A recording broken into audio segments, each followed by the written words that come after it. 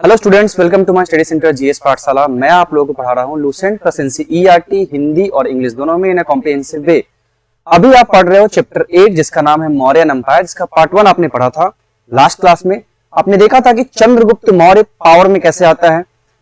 उसको पावर में आने के लिए सबसे ज्यादा इंपॉर्टेंस कौन सा रोल प्ले करता है, वो हमारे चाणक्य थे। चाणक्य को क्या कहते हैं, किसके साथ फाइट होती है चंद्रगुप्त मौर्य की। उसके बाद वो मौर्यन एम्पायर की स्थापना करता है। उसके बाद सेल्यूकस निकेटर की बेटी हेलेना शादी करता है। फिर उसके बाद मेगास्थनी जाके लिखते हैं चंद्रगुप्त मौर्य के बारे में। उन सभी डिटेल्स के बारे में हमने लास्ट क्लास में पढ़ा था। आज आप पढ़ोगे चैप्टर 8 का पार्ट 2। इसमें आप पढ़ोगे सम्राट अशोक का शासनकाल। ये जो आप देख रहे हो इमेज लगा हुआ अशोका, इसमें लिखा है Ashoka the great. Ashoka the great इसलिए कहते हैं क्योंकि इसे बहुत सारे हिस्टोरियंस ने, स्कॉलर्स ने अशोका द ग्रेट की उपाधि दी है। अब एक दूसरा पार्ट इसका आप ये देखोगे, the king and his cruelty, मतलब the other side of coin. Ashoka एक महान तो था और उसके साथ क्या वो क्रूर भी था। उसने कितनी ज्यादा हत्याएं की है, कितने ज्यादा उसके युद्ध लड़ने के लिए, अपने राज्य को बढ़ावा देने के लिए, अपने राज्य को और ज्यादा बढ़ाने के लिए कितनी ज्यादा हत्याएं हुई है, कितनी सेनाएं मरे हैं, उन सभी चीजों के बारे में पढ़ोगे। The other side of the coin, Ashok के बारे में। इसमें आज जो क्लास में जो पढ़ने वाले हो चंद्रगुप्त मौर्य का बेटा बिंदुसार का शासनकाल के बारे में। ठीक है, चंद्रगुप्त मौर्य मर जाता है। कैसे? वो आजीविका संप्रदाय ज्वाइन कर लेता है। इसमें संलेखना विधि से वो मर जाता है, जो जैन धर्म में होता है एक्चुअली। इसमें उपवास रखते हैं, पानी वानी नहीं पीते हैं लोग, तो वो मर जाते हैं। उनको ऐसा लगता है कि हमें मोक्ष मिल जाएगा। तो ये आपने लास्ट क्लास में देख लिया था। उसके बाद आज आप देखोगे कि बिंदुसार का शासनकाल कैसे चलता है, वो कहां तक जाता है शासन के लिए। बिंदुसार की मृत्यु होती है या फिर हत्या, इसके बारे में जानोगे आप। फिर उसके बाद सिंहासन पे कौन आता है, इसके लिए किससे लड़ाई होती है। अशोक की लड़ाई होती है उसके 99 भाइयों से, ऐसा कहा जाता है। सबसे इंपॉर्टेंट उसमें सुशील आता है, इनके बारे में पढ़ोगे आप। उसके बाद अशोक के 3 रूप को देखोगे जो कि हिडन है, काम अशोक, चंद अशोक, धम्म अशोक। इन तीनों का मतलब क्या है, कैसे वो शासन में रहता है, इन तीनों रूप के लेके उसको देखोगे। नेक्स्ट है अशोक के बारे में जानकारी के स्रोत। कौन कौन से स्रोत है, लिटरेरी सोर्सेज है, आर्कियोलॉजिकल स्रोत है, उन दोनों के बारे में जानोगे। फिर अशोक की जो लड़ाई होती है कलिंग में 261 बीसी में, इसमें कितने लोग मारे जाते हैं, लगभग 1.5 लाख के आसपास लोग मारे गए थे। ठीक है, तो उनके बारे में पढ़ोगे। उसके बाद कैसे हृदय परिवर्तन हो जाता है अशोक का कलिंग युद्ध के बाद, उसके बारे में पढ़ोगे। उसके बाद वो धम्म की रचना करता है। वो मौर्य डायनेस्टी का होते हुए भी वो धम्म की रचना करता है। मतलब क्या है कि वो बुद्ध धर्म के में ज्वाइन हो जाता है। उसके बाद अपना एक फिलॉसफी या रिलीजन धम्म बनाता है। उसके बाद क्या है, अशोक की मृत्यु होती है 232 बीसीई में। और उसके बाद क्या होता है इसके बारे में देखोगे। तो स्टार्ट करते हैं बिंदुसार से। ये किसी सीरियल से लिया हुआ फोटो है। ठीक है, ये बिंदुसार का रोल प्ले करता है एक सीरियल में। अब देखो इसकी स्टोरी क्या है कि बिंदुसार को संस्कृत में अमित्रघात की उपाधि दी गई। मतलब ये Amitraghata, the enemy of the enemies. ठीक है, ये अपने दुश्मनों का दुश्मन था। इसे ग्रीक लोग अमिट्रोकेट्स कहते थे। अब ग्रीक कहां से आ गया बीच में, तो आपको याद होगा मैंने आपको लास्ट क्लास में पढ़ाया था कि सेल्यूकस निकेटर जब आता है आक्रमण करने के लिए, तो उसका सामना होता है किससे, चंद्रगुप्त मौर्य से। तो चंद्रगुप्त मौर्य से जब हरा देता है, तो जब उसमें के साथ जब ट्रीटी होती है, तो उसी टाइम से मेगास्थनीज और अन्य सारे ग्रीक के जो राजदूत है वो आया करते थे। तो ग्रीक ने उसे कहा था अमिट्रोकेट्स। अब उसने अपने राइटिंग्स में क्या लिखा है कि इसका साम्राज्य जो है कावेरी नदी तक था। इसका साम्राज्य कहां तक था, कावेरी नदी तक था। अब कावेरी नदी अगर आप देख रहे हो तो it is somewhere over here. ठीक है, कावेरी नदी it is somewhere over here. तो बिंदुसार ने भी बहुत ज्यादा अपने शासन को बढ़ाया था, इसलिए उसकी जो कावेरी नदी तक वहां की उसके साम्राज्य विस्तार हो गया था। अब देखो, जैसे कि आपको पता है कि मेगास्थनीज कौन था, तो मेगास्थनीज सेल्यूकस निकेटर का राजदूत था। मतलब राजदूत बन के आता है चंद्रगुप्त मौर्य के शासनकाल में। वो था ग्रीक ओरिजिन का। उसने एक किताब लिखी थी इंडिका। अब सेम लेगेसी फॉलो कर रहा था। वहां के जो राजा थे, बिंदुसार ने भी सेम लेगेसी फॉलो किया। तो बिंदुसार का सीरिया का राजा के साथ बहुत अच्छा दोस्ती था। सीरिया मतलब वही ग्रीक वाला रीजन था। वहां का राजा था एंटियोकस वन। एंटियोकस वन से उसकी बहुत अच्छी मित्रता थी। उसने मेगास्थनीज के बाद जो सबसे पहला आने वाला था कोई राजदूत था, उसका नाम था डिमेकस। ठीक है, तो आपसे अगर एग्जाम में पूछा जाए कि डिमेकस किसके शासनकाल में भारत में आया था, तो वो था बिंदुसार के शासनकाल में। ठीक है यहां तक। अब देखो बिंदुसार जो है, इसकी स्टोरी क्या है कि बिंदुसार क्या करता है कि एक लेटर लिखता है। उस लेटर में क्या लिखता है कि मुझे वहां के राजा को, एंटियोकस के राजा को एक लेटर लिखता है जिसमें ये लिखता है कि मुझे मदिरा जो स्वीट वो हमारे स्वीट वाइन्स है वो, उसके बाद फिर अंजीर, अंजीर एक खाने वाला वो होता है जिसमें हमारे छोटे छोटे फल होते हैं, तो अंजीर वहां पे बहुत पाया जाता था, तो इसे अंजीर बहुत पसंद था। और उसके बाद एक सलाहकार जो सोफेट्स होते हैं, जो वहां पे ग्रीक सोफेट्स थे, उसको भेजने की आग्रह करता है। कौन? ये बिंदुसार करता है। तो वहां से अमित्रोकेट्स ने क्या, ये जो एंटियोकस ने क्या किया कि उसके लिए मदिरा भेज दिया, अंजीर भेज दिया, लेकिन सलाहकार नहीं भेजा। आपको मैंने लास्ट क्लास में बताया था कि यहाँ पे सलाहकार कौन था, तो चाणक्य हुआ करते थे। किसके? चंद्रगुप्त मौर्य के। पर चूंकि कुछ मतभेद की वजह से बिंदुसार का सलाहकार नहीं हो पाता है, चाणक्य तो चला आता है। अगर चाणक्य इसका सलाहकार होता तो इसे किसी और से मंगवाने की जरूरत नहीं होती। ठीक है, तो ग्रीक के एंटियोकस ने कहा कि मतलब वो ऐसा सोचा कि अगर मैं सलाहकार अपना भेज दूंगा तुम तो हम पे ही चढ़ाई कर दोगे, तो इसलिए उसने सलाहकार नहीं भेजा।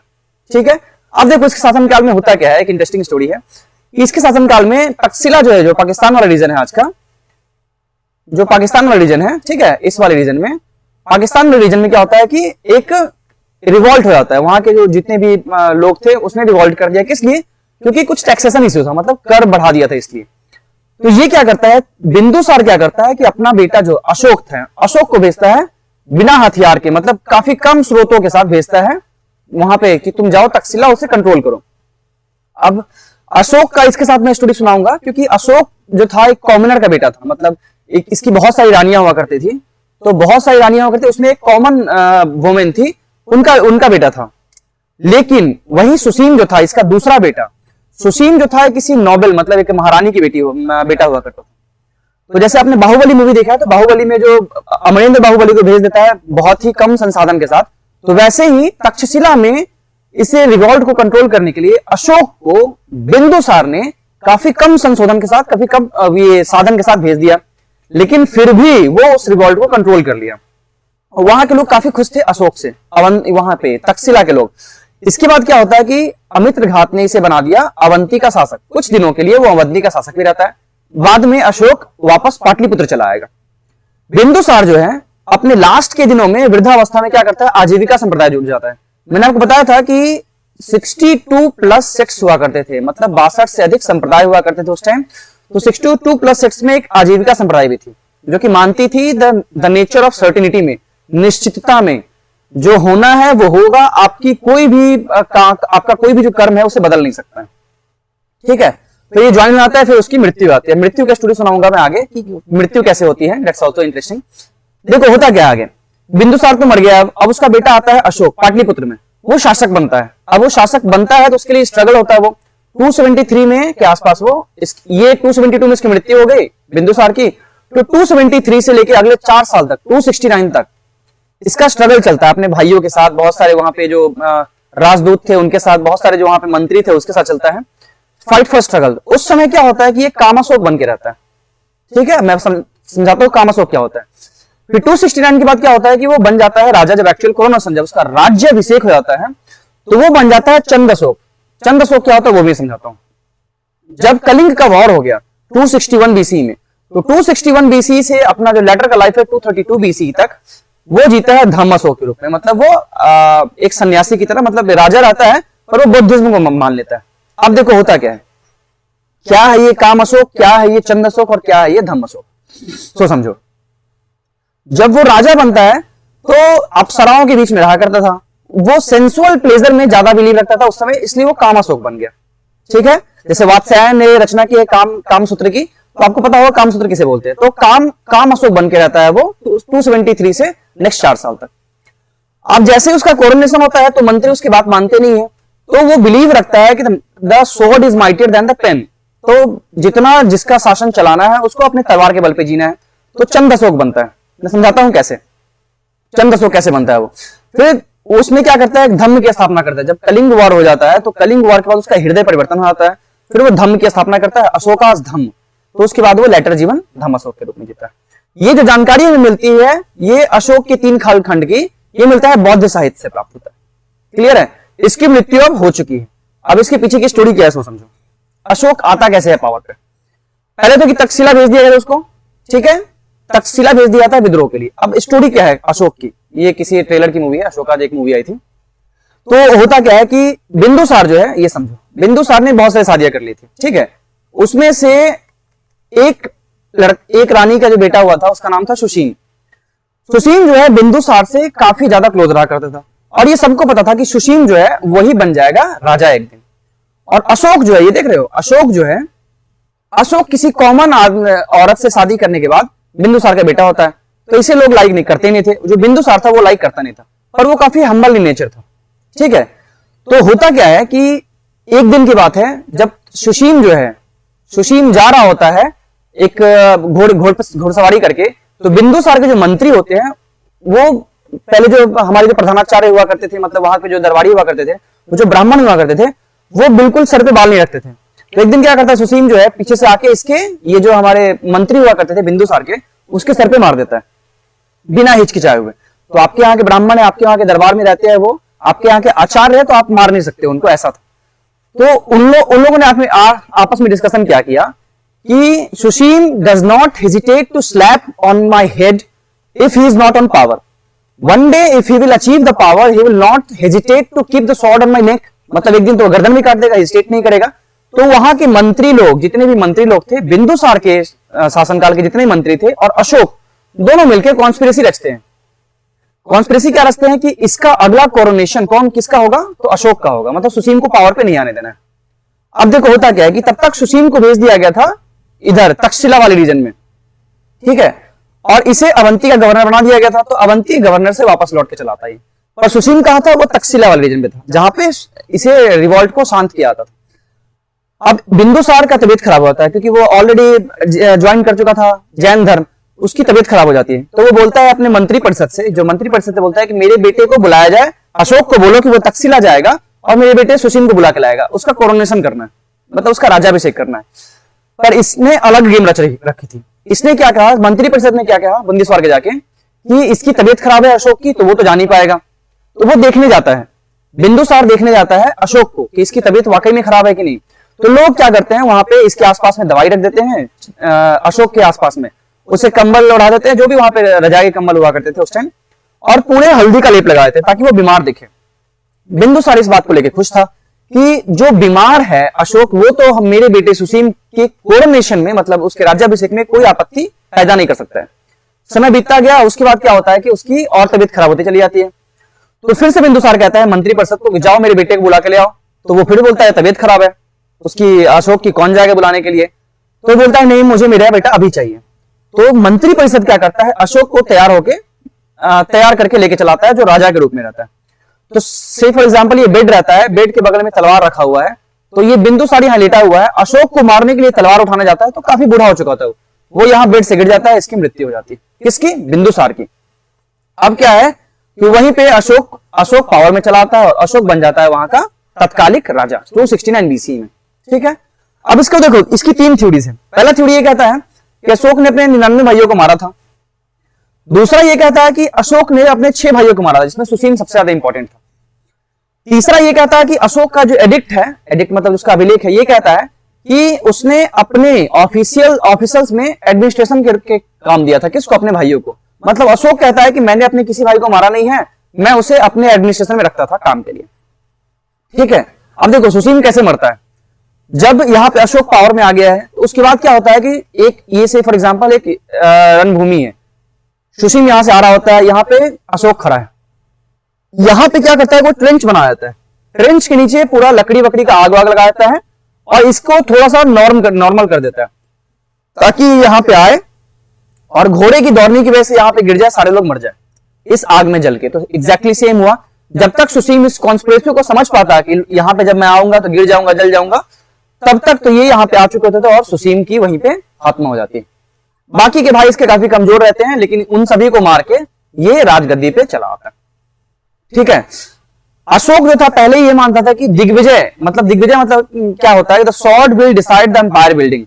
तलवार ही डिसाइड करेगा कि आपका एम्पायर का एक्सपेंशन कितना तक होना है। पर कलिंग वार होता है, जिसके बाद वो 1.5 लाख लोग मर जाते हैं। मैं बताता हूं कैसा होता है। उसके बाद वो बन जाता है धम्म अशोक, मतलब ह्यूमैनिटी इज माइटियर, मतलब इंसानियत सबसे परमोच्च है, मतलब सबसे ज्यादा ऊपर यही है। अब देखो कलिंग वार कैसे होता है, क्यों होता है। ये आप एरिया देख रहे हो, ये पूरा एरिया अशोक जो था 265 बीसी के आसपास जीत चुका था। पर इसको साउथ में जाने के लिए, मगध से साउथ में जाने के लिए कलिंग जो था ये एक हिंड्रेंस पैदा कर रहा था। अब सारे लोग इसकी अधीनता स्वीकार कर चुके थे, पर कलिंग नहीं मान रहा था। कलिंग बहुत पावरफुल था, भले ही जैन धर्म वहां पे बहुत सारे लोग थे, कलिंग एमपी वाले रीजन से आया था एक्चुअली, ठीक है, एमपी वाले रीजन से यहाँ पे आया था, जो सांची इधर है ना, इधर रीजन से चेदी डायनेस्टी का था, इधर से चलाया था वो कलिंग में, यहाँ पे उड़ीसा वाले क्षेत्र में, ये जो कलिंग वाला रीजन है, तो यहाँ पे वो हिंड्रेंस पैदा कर रहा था, सॉरी माय बैड, तो हिंड्रेंस पैदा कर रहा था कलिंग वाले रीजन में, तो यहां से वो जाना तो होता है इसे। अब क्या होता है कि अशोक की बहुत दिन तक लड़ाई चलती है, मतलब यहां मगध से लेके कलिंग तक लगभग 1 साल तक लड़ाई चली। हर दिन ये खबर आती थी कि हमारे हजारों सैनिक मारे गए हैं, उधर से हजारों सैनिक मारे गए हैं। लगभग 1 साल के युद्ध के बाद ऐसा पता चलता है कि मगध जो था, मतलब अशोक जो था, वो जीत चुका था, कलिंग पे विजय पा चुका था। तब तक वहां पे बहुत कम लोग बचे थे, औरतें बच्चे सिर्फ बचे थे। इसकी चर्चा जो है उसके मेजर रॉक एडिक्ट जो है 13 में किया गया है, ठीक है। अब होता क्या है कि जब अशोक वहां पे आता है लीड करते हुए देखने के लिए कि क्या हुआ वहां पे कलिंग में, तो वो देखता है क्या है कि कुछ औरतें चिल्ला रही है वहां पे, वो बोलती है कि मेरे बेटा को तुमने मारा है, मेरे पति को तुमने मारा है। तो फिर इस वजह से क्या होता है, तुम्हें क्या मिल गया, ऐसा औरतों ने कहा कि तुम्हें क्या मिल गया ये सब करके, तुम आखिरकार किस पे विजय करना चाहते थे, तुम्हारे शासन में कौन रह गया, बहुत सारी बातें होती है उनके बीच में। तो फिर क्या होता है कि इसके दिमाग में ये आता है कि नहीं, मैं मार के किसी को विजय नहीं प्राप्त कर सकता हूं, मैं बिना मारे भी विजय प्राप्त कर सकता हूं, ऐसा उसके दिमाग में आता है। तो इसीलिए इसी के बाद ये बहुत ज्यादा अफसोस कर रहा था। तो उसी समय आपको सुसीम याद होगा, मैंने पढ़ाया अभी, तो इसका जो भाई होता है सुसीम, तो सुसीम का एक बेटा होता है निगरोध। तो ये जब एक गुफा में बैठ के ये रिग्रेट कर रहा था, पश्चाताप कर रहा था, रो रहा था, उसी समय निगरोध आता है जो सुसीम का पुत्र होता है, वो बौद्ध धर्म अपना चुका था ऑलरेडी। तो उससे मिलता है, तो बौद्ध धर्म अपनाने के बाद क्या होता है कि उसके आंख में थोड़ा सा भी तिरस्कार का भावना नहीं था, और ये क्या होता है, इससे गले लगा लेता है, बोलता है कि तुम बुद्ध धर्म अपना लो। फिर बौद्ध धर्म अपनाने वाला जो अशोक था, इसे उपगुप्त प्रेरणा देता है कि तुम बौद्ध धर्म अपना लो, आगे की जिंदगी ऐसे जियो, under the influence of Buddhist monk Upagupta, जिसका नाम ये भी होता है, जिसका नाम क्या है, जो थर्ड हमारा वो करता है, इसको क्या बोलते हैं, जो तीसरा हमारा बौद्ध धर्म अपनाता है, मोगलीपोत्तिस, या उसी को उपगुप्त बोलते हैं, इसकी अध्यक्षता करता है। तो मोगलीपोत्तिस जो था उसी का नाम होता है उपगुप्त। जो थर्ड बुद्धिस्ट काउंसिल है वो करवाता है मोगलीपोत्तिस। अब देखो तोशिला एक इंपॉर्टेंट हमारे मौर्यन पोर्ट के रूप में आता है, तोशिला इज समवेयर ओवर हियर, ये देख रहे हो, तोशिला वाला रीजन है, तो तोशिला यहाँ पे इंपॉर्टेंट पोर्ट के रूप में हुआ करता था। अब देखो अशोक के बारे में ये जानकारी मिलती कहां से है, इस इंसान को देखो, इसका नाम है जेम्स प्रिंसेप, और ये हमारे शिलालेख या अभिलेख, ठीक है। अशोक के बारे में जानकारी मिलती है हमें पुराण या अन्य साहित्यिक स्रोत से। उसमें क्या लिखा हुआ है, इसने ऐसे लिख दिया, ठीक है, कि मैं ही देवम प्रियसी हूं, मैं ही प्रियदर्शी हूं। शुरुआत में इसके बारे में किसी को नहीं पता था, क्योंकि देवम प्रियदर्शी लिखा रहता था। तो एक ईस्ट इंडिया ऑफिशियल जो था, जब ब्रिटिश रूल कर रहा था इंडिया पे, तो उस समय ईस्ट इंडिया ऑफिशियल था, उसका नाम था जेम्स प्रिंसेप। जेम्स प्रिंसेप ने पता लगाया कि 1837 में कि दोनों एक ही व्यक्ति, ठीक है। आपको मैंने बता दिया कि जब अशोक राजा बनता है, एक तो काम अशोक बनता है, दूसरा चंद अशोक बनता है, तीसरा धम्म अशोक बनता है, ठीक है। अब धम्म अशोक के बारे में जानकारी कहां से मिलती है हमें, तो भाभरा इंस्क्रिप्शन जो जयपुर में है, इसके रूप में हमें जानकारी मिलती है। अब देखो धम्म अशोक अचानक से, वो जैसे कलिंग युद्ध हुआ, तो कलिंग युद्ध के बाद उसका हृदय परिवर्तन हो गया, मान लिया, और वो तुरंत नहीं बनता है, इतना बड़ा नरसंहार हुआ था, उसके बाद तुरंत नहीं बनता है वो, यहाँ पे बुद्ध धर्म ने अपनाता है। वो पहले अगले 2 साल तक उपासक रहता है। उपासक मतलब क्या है, ले वर्शिपर, कि बौद्ध धर्म की जितनी भी चीजें हैं उसको मैं समझने की कोशिश करता हूँ, फॉलो करता हूँ, और मैं बौद्ध धर्म में आया नहीं अभी तक, संघ को ज्वाइन नहीं किया, क्लियर है, रहता अपना गृहस्थ जीवन संभालता था, पर संघ को ज्वाइन नहीं किया था। 2 साल के बाद वो पूर्णतः धर्म अपना लेता है। अब देखो इंटरेस्टिंग स्टोरी यहाँ पे है अशोक के फैमिली के बारे में। इसकी स्टोरी क्या है समझो, इसके 2 थ्योरीज है, एक तो 4 वाइफ है, या फिर दूसरी थ्योरी के हिसाब से 5 वाइफ है। हम लोग मान के चलेंगे उसकी मात्र 4 वाइफ है। क्यों, एक है देवी, दूसरा असंधमित, तीसरा पद्मावती, चौथा तीसरा या करुवक्की। स्कॉलर्स ये मानते हैं कि तीसरा और करुवक्की एक ही है, ठीक है। अब स्टोरी कहां शुरुआत होती है इसकी।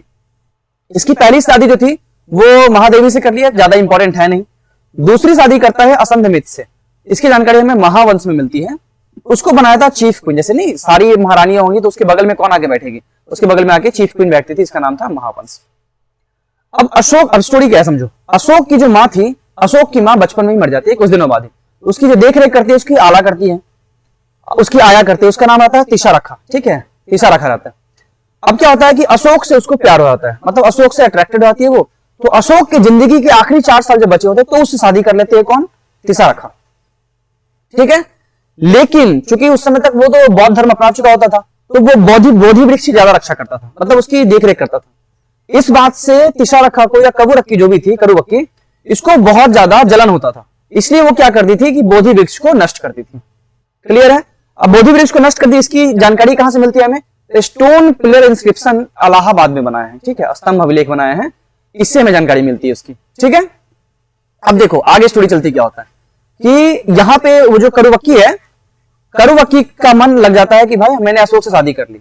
अब देखो आगे क्या होता है कि इसकी जो एक पत्नी होती है, इसका नाम है पद्मावती, अशोक की पत्नी, उसका एक बेटा होता है, इसका नाम होता है कुणाल। उसका नाम क्या होता है? कुणाल। तो तिशारखा जो है, जो अशोक से शादी करती है, तिशारखा को कुणाल भी पसंद आती है। मतलब अशोक तो पसंद आ ही गई, अशोक का जो बेटा है कुणाल, वो भी पसंद आ गया। उसकी आंखें बहुत अच्छी लगती थी उसे, किसे? तिशारखा को। उसने उसे बोला कि तुम मुझसे शादी कर लो। उसने कहा कि तुम तो मेरी मां के समान हो ना, मैं तुम शादी कैसे कर सकता हूं? उसने क्या किया, तिशारखा ने उसे अंधा कर दिया, क्योंकि उसकी आंखें अच्छी लगती थी। तो भले ही वो क्राउन प्रिंस होने वाला था, मतलब वो राजा होने वाला था, पर आंखें अंधी हो गई, इसलिए पूर्णतः राजा नहीं हो पाया वो। यहां तक क्लियर है? अब देखो उसको वो अंधा कर दिया। उसके बाद क्या होता है कि उसकी जो डॉटर होती है संघमित्रा, बौद्ध धर्म का प्रचार के लिए उसको भेज देता है। संघमित्रा के साथ महेंद्र को कहा लंका, सिलोन भेज देता है। सिलोन जो है लंका में, श्रीलंका में है। और चारुमती जो उसकी डॉटर होती है उसको भेज देता है वो नेपाल में, नेपाल का राजा है देवपाल, उससे शादी करा जाता है। अब इंपॉर्टेंट हमारे लिए ग्रैंडसन है उसके, एक संप्रति, एक दशरथ मौर्य। ठीक है, तो पहले दशरथ मौर्य, कुणाल पावर पे आएगा। कुणाल कौन है तो याद रखिएगा, कुणाल है अशोक का बेटा, और दशरथ मौर्य कौन है तो इसका पोता है। क्लियर है? जब बुद्धिज्म अपनाता है तो क्या करता है वो, तीसरा बौद्ध संगति कराता है 250 बीसी में पाटलिपुत्र में। ठीक है, कौन करवाता है तो अशोक करवाता है। इसकी अध्यक्षता कौन करता है तो अध्यक्षता करता है उपगुप्त या मोगलीपोतिस। ठीक है, उपगुप्त या मोगलीपोतिस। बौद्ध बनने के बाद है की जानकारी है। ठीक है, इसकी जानकारी हमें कहां से मिलती है? दीप वंश और महावंश, वो सिंहली अनुश्रुति है। सिंहली मतलब जो श्रीलंका की अनुश्रुति है, उसमें जो वहां के साहित्य है। अशोक जो था वो अस्थिरवादी को मानता था। अस्थिरवादी मतलब जब बौद्ध धर्म बट गया था तो दो पार्ट में बटा था, एक महायान, एक हीनयान। तो जो हीनयान था ना वो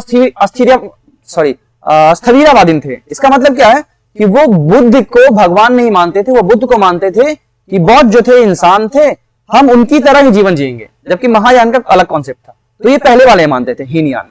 ठीक है, मतलब स्थविरावादी में। अब बौद्ध ने महामंता को भी रखा था। महामंता किसे बोलते थे कि बौद्ध धर्म के प्रचार के लिए जिसे भेजा जाएगा कहीं और, उसे हम धर्म महामंता कहेंगे। बौद्ध वहां पे मौर्य डायनेस्टी में। ठीक है, तो धर्म महामंता भी उस टाइम हुआ करता था। वैसे बहुत सारे अभिलेखों में जो स्टोन इंस्क्रिप्शन है या फिर पीरियड इंस्क्रिप्शन है, उसमें धर्म महामंता की चर्चा भी की गई है। इसमें से बहुत सारे का नाम है, एक महादेव, नेखेर, रक्की खता, फिर योना, फिर मध्यमा, सोन एवं उत्तर, संघमित्रा और महेंद्र, ये तो उनके बेटा ही थे। अब देखो योना कौन था, तो जो ग्रीक के लोग थे जो यहाँ पे राजदूत बन के आए थे, या फिर ग्रीक के लोग जो रहते थे, उनको धर्म महामंता के रूप में भेज दिया, उसको योना कहता था।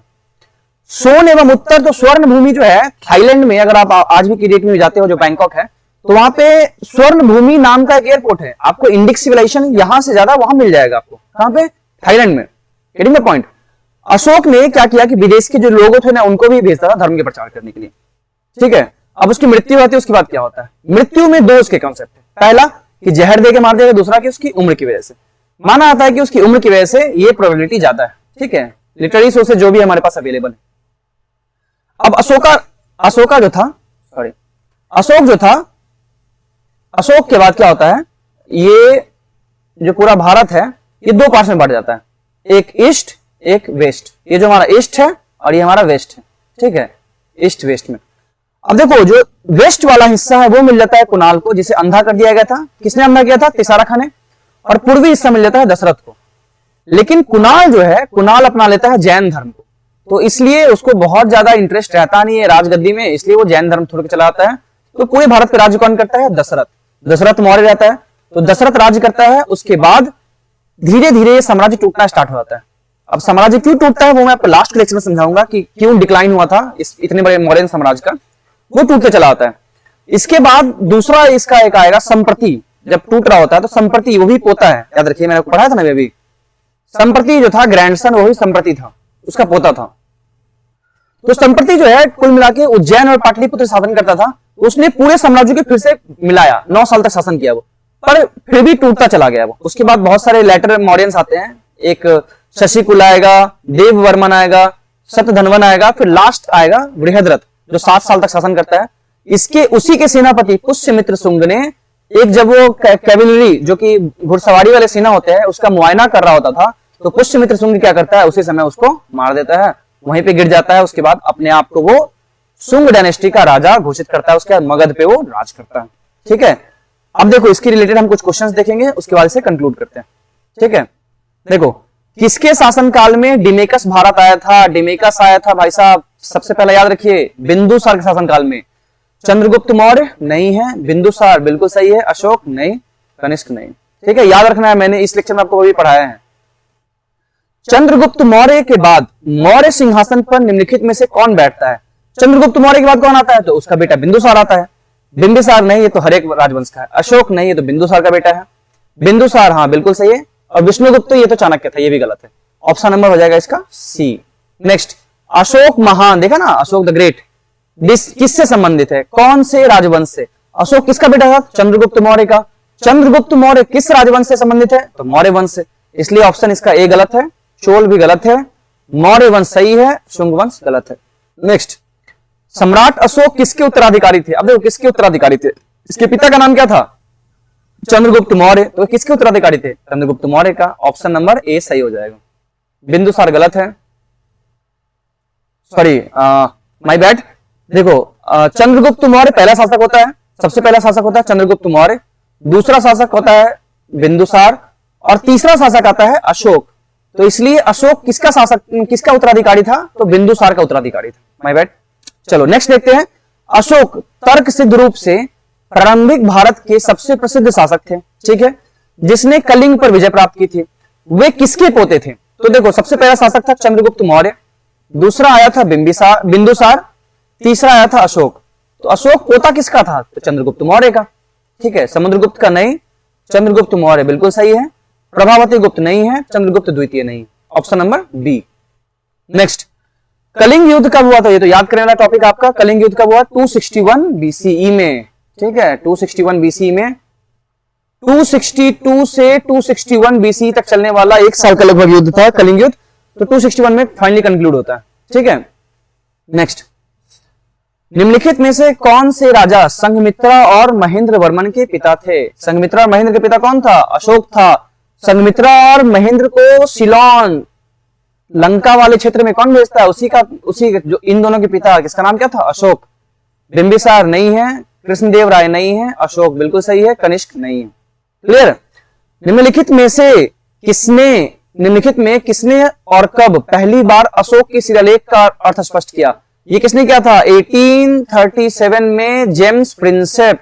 ठीक है, जेम्स प्रिंसेप। चलो देखो, 1810 में नहीं है, 1787 में नहीं हुआ था, 1825 में चार्ल्स नहीं किया था, 1837 जेम्स प्रिंसेप ने किया था। ठीक है, option number D. Next, Kalinga युद्ध की हिंसा को देखकर प्रतिशोध लेने की सोच रखने वाले अशोक सम्राट का हृदय परिवर्तन हुआ और वो एक स्थिर चित्त और शांति प्रिय सम्राट और डैश के अनुयायी बन गए। किसके अनुयायी बन गए थे? कौन से धर्म के? वो बन गए थे बौद्ध धर्म के अनुयायी। ठीक है, बौद्ध धर्म उपगुप्त के इन्फ्लुएंस में आके। बौद्ध धर्म सही है, वेदांत गलत है, हिंदू धर्म गलत है, जैन धर्म गलत है। नेक्स्ट, निम्नलिखित में से कौन सा क्षेत्र अशोक के साम्राज्य में सम्मिलित नहीं था? अफगानिस्तान था, बिहार ये भी था मगध वाला, श्रीलंका नहीं था, वहां तो सिर्फ भेजा था, कलिंग उसने कंट्रोल कर लिया था। ठीक है, नेक्स्ट, किसने सहिष्णुता, उदारता और करुणा के त्रिविध आधार पर राज धर्म की स्थापना की थी? धम्म की स्थापना किसने की थी? धर्म की स्थापना अशोक ने की थी। तो यही एक धर्म की स्थापना है जो अशोक ने की थी, बाकी किसने नहीं किया था? अशोक। अभी तक अकबर तक आया भी नहीं है। ठीक है, करुणा के आधार पर त्रिविध के हिसाब से तो नहीं किया गया था। ठीक है, अकबर नहीं है, रंजीत सिंह में नहीं है, शिवाजी भी नहीं है, अशोक हो जाएगा आंसर। तृतीय बौद्ध परिषद, थर्ड बुद्धिस्ट काउंसिल जो पाटलिपुत्र में हुआ था, का आयोजन किसके द्वारा करवाया गया था? पाटलिपुत्र में हुआ था, उपगुप्त ने उसकी अध्यक्षता किसने करवाया था? अशोक ने करवाया था। चंद्रगुप्त नहीं है, हर्षवर्धन नहीं है, अशोक बिल्कुल सही है, कनिष्क नहीं है, ये तो चौथा करवाएगा। नेक्स्ट, अशोक ने किस बौद्ध साधु से प्रभावित होकर बौद्ध धर्म अपनाया था? उसका नाम क्या था? उपगुप्त था। मोगली पोथी का नाम था ना, विष्णुगुप्त नहीं है, उपगुप्त। हाँ बिल्कुल सही है, ब्राह्मण गुप्त नहीं है, बृहद्रथ ये तो उसका अंतिम राजा था। ठीक है, ऑप्शन नंबर बी हो जाएगा। नेक्स्ट देखते हैं, अशोक के शासनकाल में बौद्ध सभा किस नगर में आयोजित हुआ था? पाटलिपुत्र में, वहीं से राज करता था वो। मगध तो पूरा साम्राज्य का नाम था। ठीक है, पाटलिपुत्र सही है, मगध गलत है, समस्तीपुर नहीं है, और ये राजगीर भी नहीं है, इसलिए ऑप्शन इसका बी हो जाएगा। आज के लिए बस इतना ही। आज के लेक्चर में आपने देखा है अशोक के बारे में, कल देखोगे कि इसके बारे में जानकारी हमें मिलता है कहां से। चलो ठीक है, इतना के लिए धन्यवाद।